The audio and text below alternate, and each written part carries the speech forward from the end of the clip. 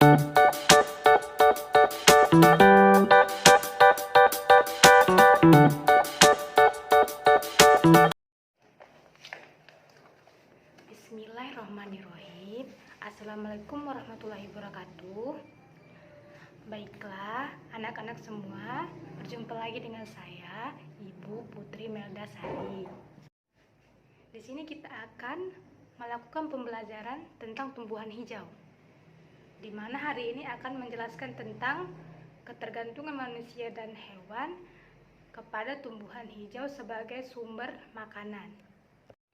Sebelum kita mulai pembelajaran, gimana nih kabarnya selama pembelajaran di rumah? Semoga makin semangat ya. Oke, sebelum kita mulai pembelajaran, Ibu akan menjelaskan tentang bagian-bagian tumbuhan yang dapat dimanfaatkan sebagai sumber makanan bagi manusia dan hewan. Baiklah, Ibu akan menunjukkan gambarnya. Ini adalah gambar bagian tumbuhan.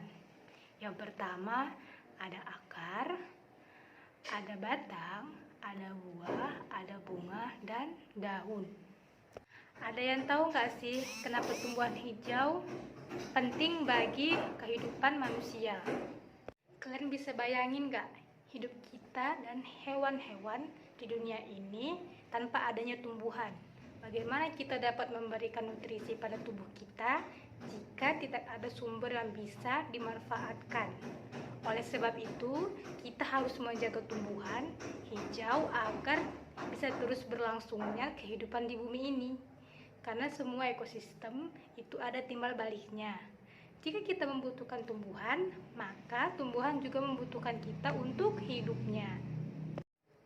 Oke, mungkin sudah cukup ya sekian pembahasan pembelajaran kita hari ini. Sebelumnya, mari kita ulas kembali tentang apa yang kita pelajari tentang tumbuhan hijau dan bagaimana ketergantungan manusia serta hewan terhadap tumbuhan hijau. Oke, tumbuhan hijau itu merupakan sumber makanan yang sangat berperan penting bagi manusia. Kalian tahu nggak sih tumbuhan apa saja yang dapat dimanfaatkan sebagai sumber makanan? Sebelum itu, kalian juga harus tahu bahwasannya tidak semua bagian pada tumbuhan dapat dimanfaatkan. Ada bagian-bagian tumbuhan yang dapat dimanfaatkan dan juga bagian tumbuhan tentu tidak bisa dimanfaatkan. Di sini Ibu akan kasih contoh bagian tumbuhan hijau yang dapat dimanfaatkan. Bagian tumbuhan hijau yang dapat dimanfaatkan pertama yaitu daun-daunan. Daun-daunannya daun singkong dan bayam. Apakah masih ada Bu selain yang dua ini?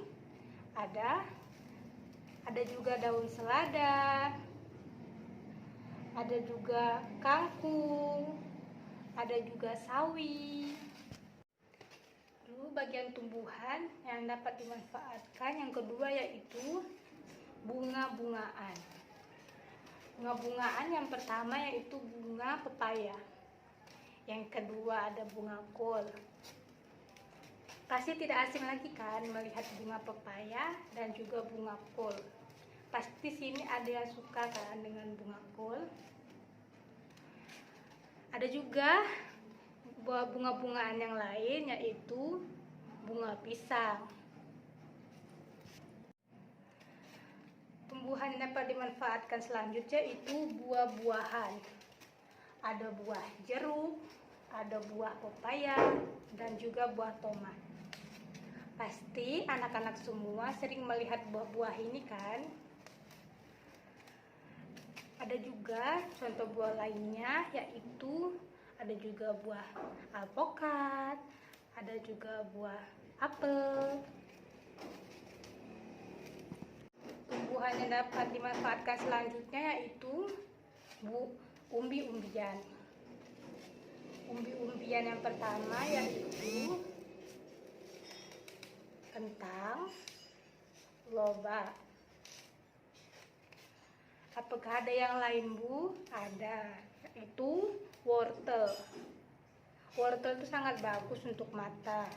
Jadi anak-anak semua harus rajin makan wortel biar matanya tetap sehat. Bagian tumbuhan yang dapat dimanfaatkan selanjutnya yaitu ada tunas. Tunas yaitu toge dan juga rebung.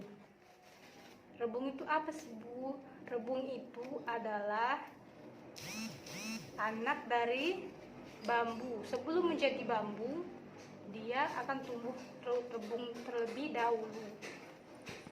Tumbuhan yang dapat dimanfaatkan selanjutnya yaitu biji.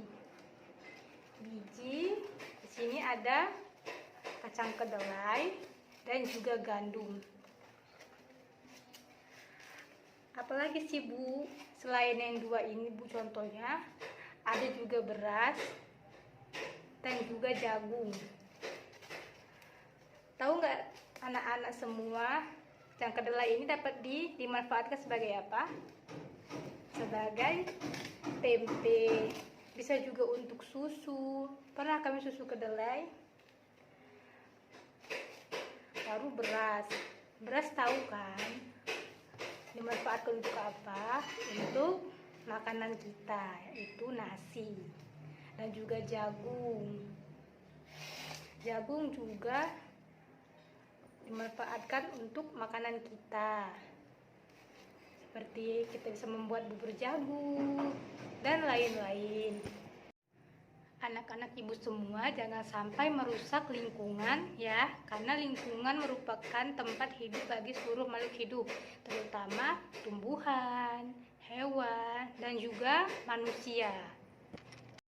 Ibu harap kalian mencatat hal-hal penting yang sudah ibu ajarkan, agar mampu nanti mengisi soal-soal evaluasi dan juga lembar kerjanya yang akan ibu tampilkan setelah ini.